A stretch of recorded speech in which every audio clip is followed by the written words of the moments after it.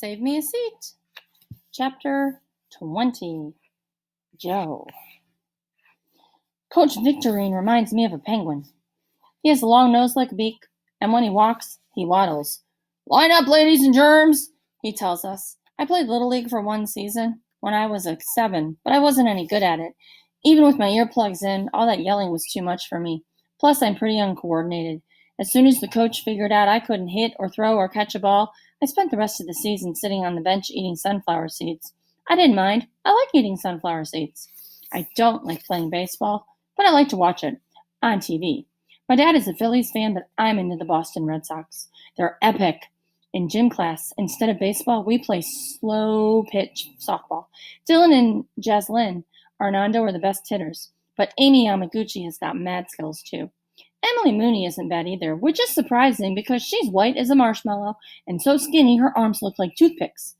Jaslyn picks first. I want Amy, she says. Amy Yamaguchi runs over and starts hugging her. This is baseball, girls! Squawks Coach Victorine. Not a slumber party. Ravi is pointing to himself, trying to get Dylan to pick him, but Jasleen picks Ravi instead. He is so shocked he looks like he's about to pass out. Jasleen probably chose him because she feels sorry for him. Girls do junk like that.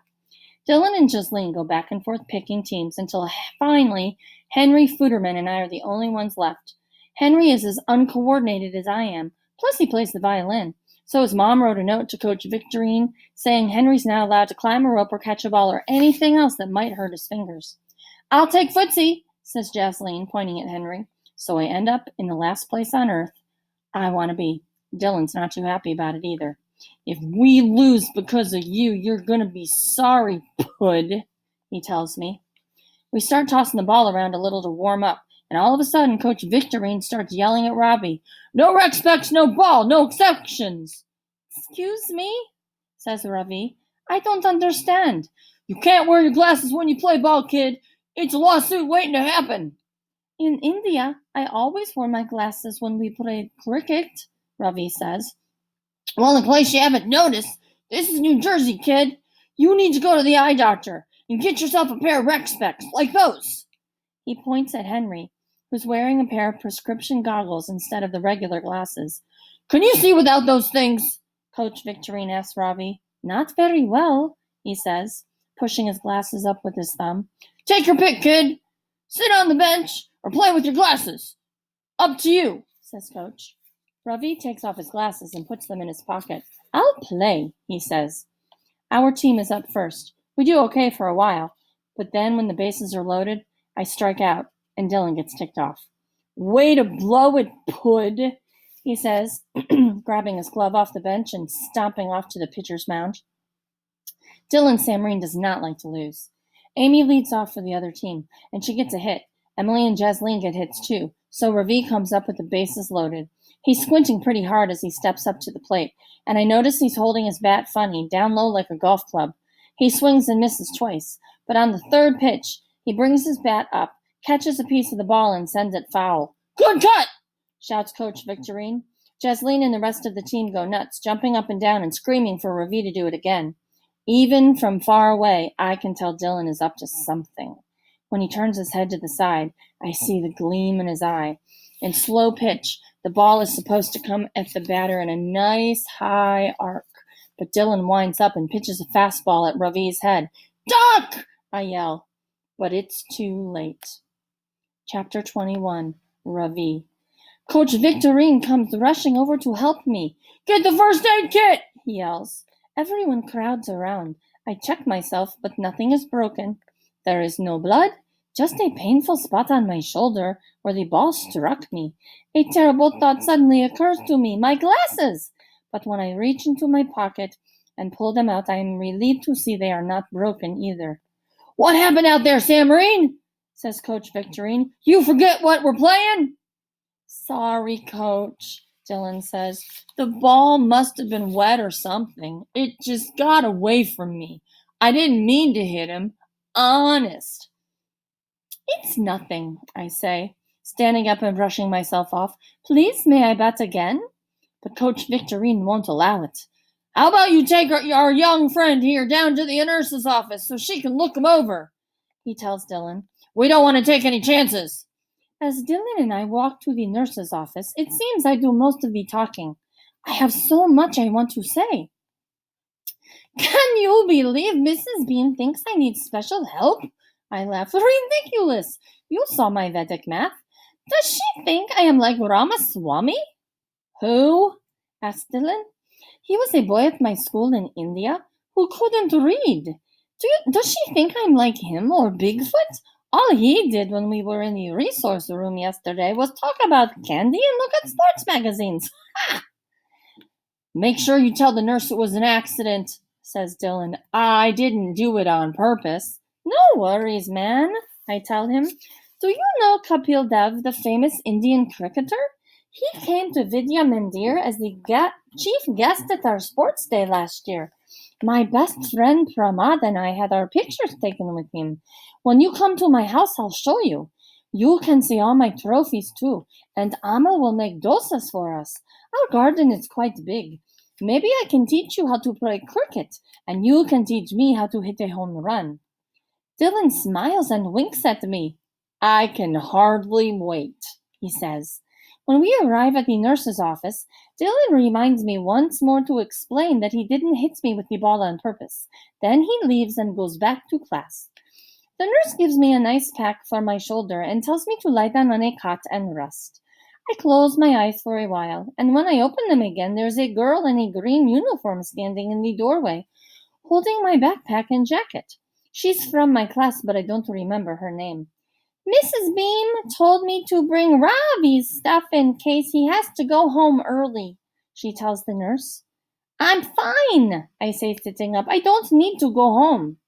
The bell rings, and the fifth graders start coming down the corridor towards the lunchroom. The girl in the green uniform puts my things on a chair and leaves. Please, I beg the nurse, can I go to lunch now? Nothing is going to prevent me from eating my lunch with Dylan Samreen. If you're sure you feel up to it, says the nurse, let me get you a fresh ice pack to take with you. It will help keep the swelling down. The nurse takes so long preparing the ice pack that by the time I get to the lunchroom, Dylan has already brought his lunch and is sitting at the table in the corner by the window, shooting straw papers with his friends. I look at the menu board on the wall. Today they are serving something called chili.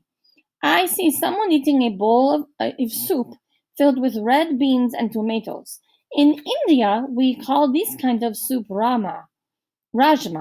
It's more of a North Indian dish, but Amma makes it sometimes anyway, adding plenty of cumin seeds and black pepper to make it spicy. Rajma is served with rice, but American chili is served with some kind of yellow bread that looks like cake. I have my tiffin box with me, but I grab one of the plastic trays anyway and tuck it under my arm. I have a plan I am certain will help me fit in. Bigfoot is sitting at the same table where I sat on my first day. I walk past him straight to Dylan's table. I recognize some of the other faces. Robert Princenthal and Keith Campbell, Tim Jim, Tom Dinkins, and the red-headed boy called Jax. Excuse me, can you make some room for me, please? I asked Tom Dinkins, who was sitting next to Dylan. Tom Dinkins looks at Dylan. You heard the man. Move over, Dink, says Dylan. Then he laughs and snaps his head back to shake the hair out of his eyes, Bollywood style. I wonder if Amma would ever let me grow my hair long like that. Tom Dinkins moves over, and I sit down on the bench next to Dylan. I place the plastic tray in front of me, unbuckle the lid, open the top compartment of my tiffin box, and transfer the creamy white raita into one of the small square sections of my tray.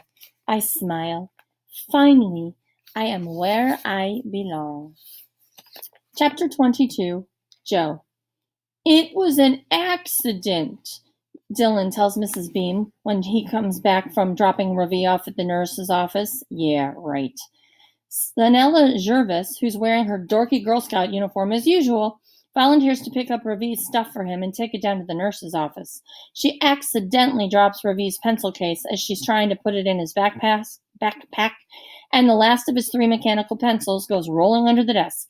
Dylan sees it, and before Selena can bend down and pick it up, The pencil disappears down the front of his pants. She hunts around for it a little, but all she comes up with is a balled up paper. Crud! It's that stupid cartoon that Dylan drew. Why hadn't I thrown it in the basket instead of dropping it on the floor? Before I can do anything about it, Selena tosses the crumpled up cartoon into Ravi's backpack and zips it closed. 2 seconds later, she's out the door and on her way down to the nurse's office.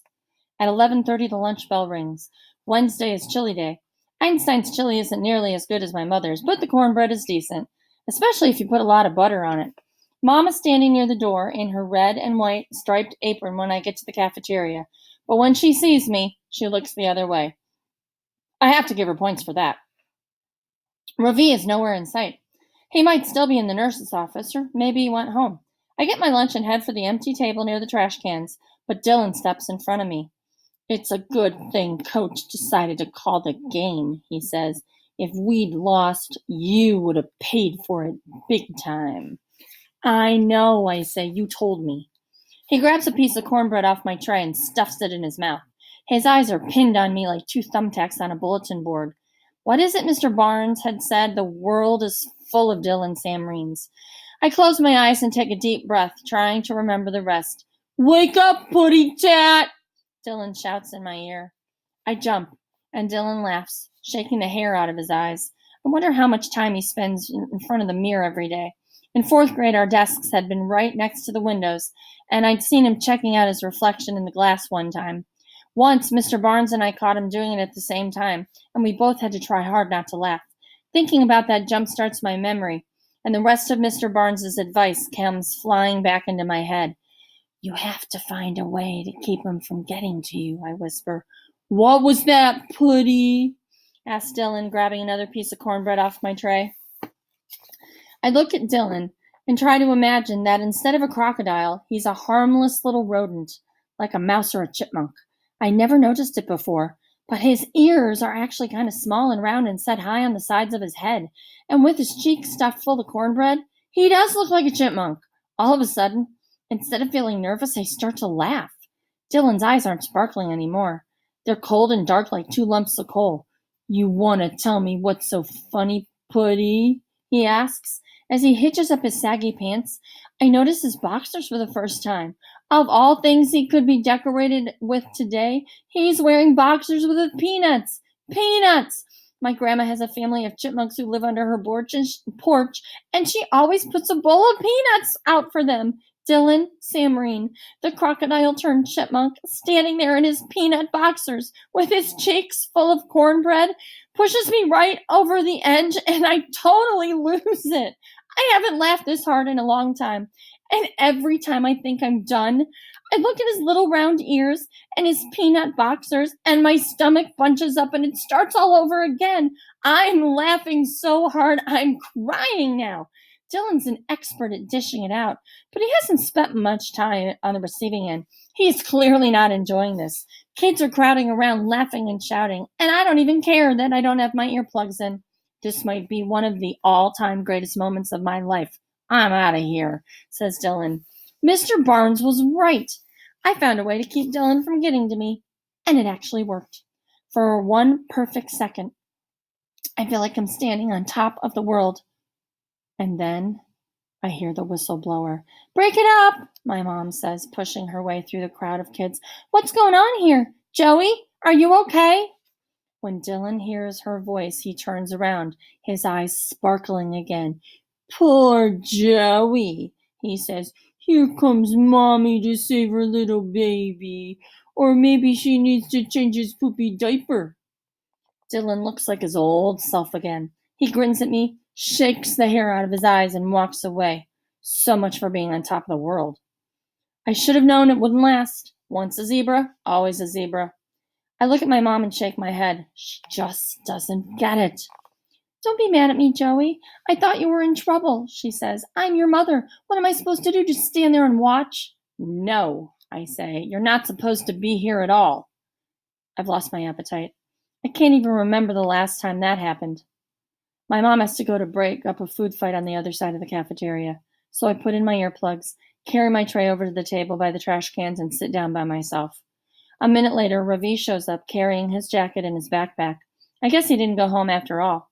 I don't expect him to want to sit with me, but I can't believe my eyes when he walks over to Dylan's table and sits down right beside him. Maybe that ball hit him harder than I thought, because I'm pretty sure he's lost his mind. Chapter 23. Ravi. How do you like Einstein so far, Ravi? Asked Dylan. Actually, it's pronounced Ravi, I say. Today has been the best day so far. I've been looking forward to eating lunch with you since day one. Did you hear that, Dink? He's been looking forward to eating lunch with me since day one. Isn't that nice? If you say so, says Tom Dinkins. Is that your lunch? Asked Dylan, pointing to the raita on my tray. I nod. That's vegetable curry, I say. Let me guess, did your mother make it? I nod again. Amma is a very good cook, I say. Would you like to taste the curry? Dylan smiles at me and winks. You first, he says, handing me a spoon. Have you ever tasted chili before? In India, we call it rajma, I tell him, and it's served with rice. Yeah, well, this is American chili, says Dylan, pushing his tray towards me. Don't be shy. Take a nice big bite. I dip the spoon in the chili and put it in my mouth. It tastes horrible. It's oily and sour, and there's something strange and sandy about the texture. Dylan is watching me closely. Something about his eyes look different. They're glowing. What's the matter?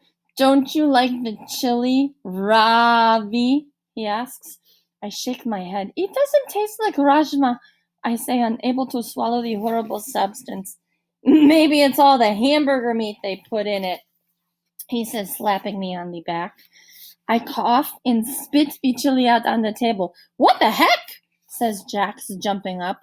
I'm vegetarian, I cry, grabbing the sleeve of my jacket and wiping my tongue on it. I don't eat meat. For some reason, Dylan finds this funny. He starts laughing, and pretty soon all the boys around the table are laughing too. I don't think it's funny. Amma would cry if she knew, and Parima? I don't even want to think about what she would say. Dylan has made me taste beef. How could he do that? Didn't he know from my surname that I am Hindu and eating beef is a sin? My head is swimming. You should see your face right now, says Dylan. It's hilarious, almost as funny as it was right before I winged you with that ball. Dylan screws up his face, squinting as he imitates the way I must have looked trying to play baseball without my glasses on. I don't understand what's happening. Why is he being so mean? Pramad and I kidded with each other all the time, but never like this. Dylan starts rubbing his nose and imitating the way I speak. What you are about to witness is pure magic, a secret handed down from ancient times, he says, exaggerating my accent. Is this how American French treat each other? I don't know what to do. If I get up and leave, Dylan will think I am a coward who can't take a joke. I decide it's best to sit quietly and wait for it to be over. I look at the lump of half-eaten chili sitting on the table. I can still taste it in my mouth. Maybe the buttermilk and Amma's curry will help to wash it away. I use my cloth napkin to wipe up the chili. I'll be sure to throw it away after lunch so Amma won't find any evidence of the chili. I'll also need to keep my shirt buttoned up to hide the bruise on my shoulder. As I open the bottom compartment of my tiffin box, a familiar waft of mustard seeds and onion drifts into the air, and I feel relieved. Disgusting, grunts Dylan. What is that? I dip my spoon into the rice, scoop some up, and hold it out to him. It's vegetable curry with okra and chickpeas, I say. Do you want to taste it? He looks at me weirdly. Dude, are you kidding? He says and slaps the spoon out of my hand. Do you think I want to stink like you, curry head? He says. You've been stinking up the place ever since you got here. I have to hold my nose whenever you walk by. We all do, right? Tom Dinkins laughs. You got that right, Dill. he says, waving his hand in front of his nose. I can't believe my ears. Is this really what Dylan thinks of me? What they all think, that I smell? How is that even possible when I take 2 showers a day, sometimes 3? If I smell of anything, it should be sandalwood soap and coconut oil. Dylan winks at me and grins. He doesn't look like a movie star anymore. His crooked teeth and beady eyes remind me of Shakti Kapoor, the most notorious villain in Bollywood. All this time I'd been assuming Dylan wanted to be my friend, but I couldn't have been more wrong. I bet his mother stinks of curry too, shouts Dylan over the laughter. Everybody in that neighborhood does. My face burns and my legs are shaking like they are having a fit. I want to 1. Punch Dylan Samreen in the nose. 2. Insult his mother. 3. Tell him he looks like Shakti Kapoor. But here is what I do instead. 1. Push up my glasses and rub my nose. 2. Pick up my things. 3. Run away as fast as I can. Dylan doesn't bother to follow me. I can hear him laughing his head off and slapping his sides. Come back, Curryhead, he shouts. But I just run, like I am running for my life. All right, that is the end of the chapter. So, after these 3 chapters, what have you learned? And more importantly, what lesson has Ravi just learned? And what did he especially learn about Dylan's winking? So jot these things down in your read aloud journal and make sure you've been taking notes about how the characters are changing and what is happening with Joe as well, because we will be discussing these things when we come together again in class. See you later.